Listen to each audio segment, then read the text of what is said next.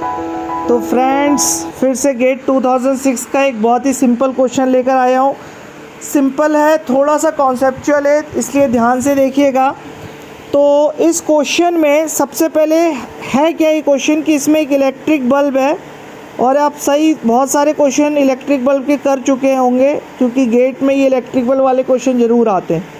तो एक electric bulb है और ये इलेक्ट्रिक बल्ब जो है 24 आवर्स तक एक रूम के अंदर लगा हुआ है और हीट सप्लाई कर रहा है। तो 24 आवर्स के बाद इस रूम का फाइनल टेम्परेचर पूछा है, ये आपका क्वेश्चन है। तो 24 आवर्स में ये 100 वाट का बल्ब है, ध्यान रखिएगा ये 100 वाट का बल्ब है, और 24 आवर्स के बाद इसका फाइनल टेम्परेचर पूछा है। और इस रूम का वॉल्यूम भी दिया है 2.5 metre into 3 metre into 3 metre, तो ये मीटर क्यूब में इसमें वॉल्यूम भी दिया हुआ है। तो अब हीट बल्ब कितनी इलेक्ट्रिसिटी जनरेट करता है 24 आवर्स में, वो हो जाएगा MCV T2 माइनस T1, ये हो जाएगी। अब इसमें आपको T2 की वैल्यू अगर अपन निकालें तो T2 कितना हो जाएगा, QB upon MCV plus T1, ये आपका जो है फॉर्मूला बन गया। अब इसमें QB, तो ये 100 वाट का बल्ब 24 आवर्स में कितनी एनर्जी प्रोड्यूस करेगा ये हम जूल में निकालेंगे। तो ये हो जाएगी 100 इंटू 24, एक घंटे में जो है 60 मिनट्स और एक मिनट में जो है 60 सेकेंड, ये जूल में आपकी 24 आवर्स में ये इतनी जो है हीट प्रोड्यूस करेगा बल्ब।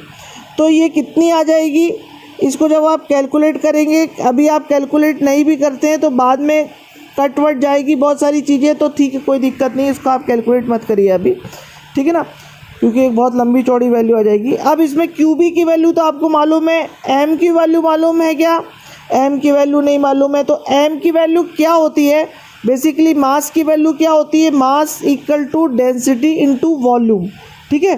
तो अगर हम इसमें मास की वैल्यू रख देंगे तो डेंसिटी इंटू वॉल्यूम रख देंगे, ठीक है। अब वॉल्यूम तो रूम का दिया हुआ है 2.5 मीटर और ये दिया हुआ है वॉल्यूम डायरेक्टली।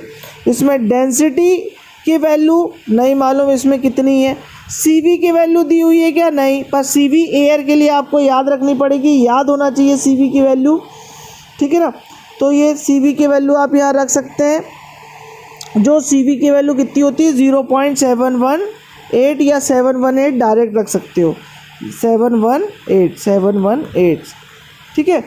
अब T1 की वैल्यू जो है 20 डिग्री 20 प्लस 273 हो जाएगी, ठीक है। अब इसमें प्रॉब्लम कहाँ आ रही है, QB मालूम है, CV आपको याद है 718, ठीक है।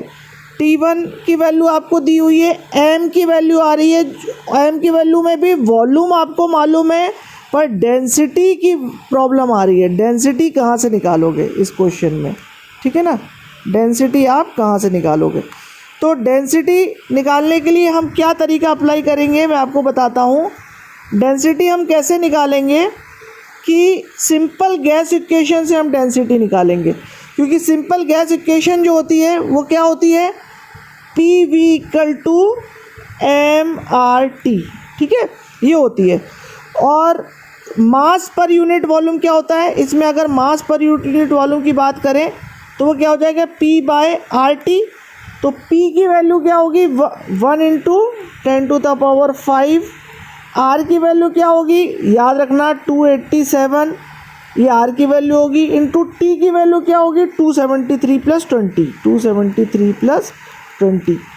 तो यहाँ से जब आप ये डेंसिटी की वैल्यू यहाँ से निकल आएगी, ठीक है ना, ये डेंसिटी हो जाएगा और डेंसिटी की वैल्यू यहाँ से निकल जाएगी 1.1891 kg/m³, ये डेंसिटी की वैल्यू निकल गई। अब ये डेंसिटी की वैल्यू आ गई तो अब आप पुरानी वाली इक्वेशन में जो है आप ये वैल्यूज़ को रख सकते हो। तो मैं थोड़ा सा आपको वो वैल्यूज़ रख कर बता रहा हूँ, ठीक है ना। तो वो वैल्यूज़ को आप रख कर देखिए। तो T2 equal to 20 plus 100 into 24 into 60 upon 1.1891 1891, ये 1.1891 डेंसिटी इंटू वॉल्यूम, वॉल्यूम ये रखेंगे 2.5 इंटू 3 इंटू 3 इंटू 718, है ना। ये आपको याद रहना चाहिए, आर की ये सी बी की वैल्यू आपको याद रहना चाहिए, ठीक है ना।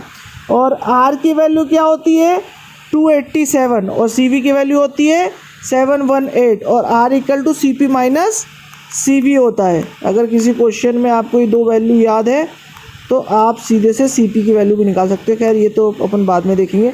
तो इसको जब आप कैलकुलेट करते हो तो T2 की वैल्यू आ जाएगी आपकी इक्वल टू 469.73 डिग्री सेंटीग्रेड। तो 469 मतलब 470 इसकी डी ऑप्शन आ गया। Thank you so much for watching this video.